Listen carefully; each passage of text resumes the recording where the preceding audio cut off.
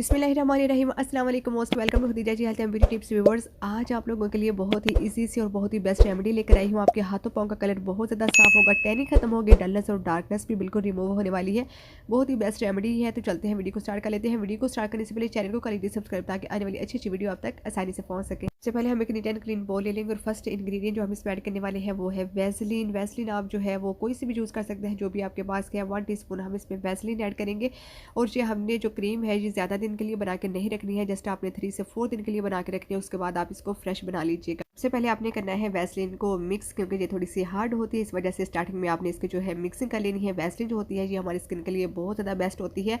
Next हम इसमें add करेंगे मीठा सोडा, 1/2 टीस्पून। जी हाँ, ये वही मीठा सोडा है जो हम खानों में यूज़ करते हैं और ये बहुत ही बेस्ट क्रीम बन के रेडी होने वाली है। इसको आपने अपने फेस के ऊपर अप्लाई नहीं करना है, अपने हैंड एंड फीट के ऊपर अप्लाई करना है। मीठा सोडा जो होता है ये ब्लीचिंग का काम करता है, जितना भी मैल होता है, डर्ट होता है, उस सब को जो है वो बहुत अच्छे से साफ करता है। दोनों चीज़ों को जो है वो आप अच्छे से मिक्स कर लेंगे। उसके बाद हम इसमें ऐड करेंगे विटामिन ई E1 का कैप्सूल जो है ये रेड कलर में भी मिलते हैं और ग्रीन में भी, जो भी आपके पास को यूज़ कर सकते हैं। अगर आपके पास विटामिन ई ऑयल है तो आप वो भी यूज़ कर सकते हैं।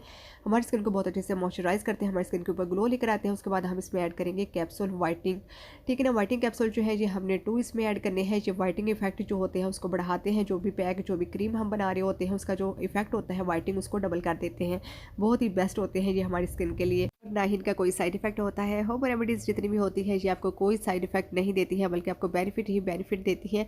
सब चीज़ों को आपने अच्छे से मिक्स कर लेना है और मिक्स आपने इतनी अच्छे से करना है कि इसकी जो कंसिस्टेंसी है वो क्रीमी फॉर्म में आ जाए। बाजार की महंगी महंगी क्रीम से यूज़ करने से बेहतर है कि आप घर में ही मौजूद चीज़ों से बेहतरीन सी हैंड एंड फिट की ये क्रीम बना लें और इसको जो है वो आप यूज़ करें। बहुत ही आपको इसका फ़ायदा मिलेगा और इसका कोई भी साइड इफेक्ट में नहीं होगा। तो अब बात कर लेते हैं कि इसको आपने यूज़ कैसे करना है।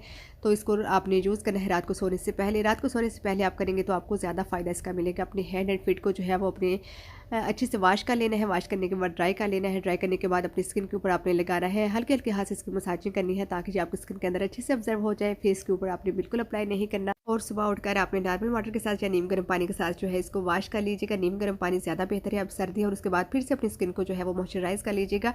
ये क्रीम यूज़ करने के बाद जितनी भी आपकी टैनिंग है वो भी खत्म होगी, डलनेस, डार्कनेस, जितनी भी डर्ट है वो सब भी खत्म होगी और आपके हाथों पाँव का कलर जो है वो भी बहुत ज़्यादा फेयर होगा। Hand and fit whitening cream जो है होममेड, ये आपको बहुत ज़्यादा बेनिफिट देने वाली है। ज़रूर आपने इसको अप्लाई करना है और मुझे अपना फीडबैक देना है। साथ ही साथ चैनल को कर दीजिए लाइक, शेयर, सब्सक्राइब।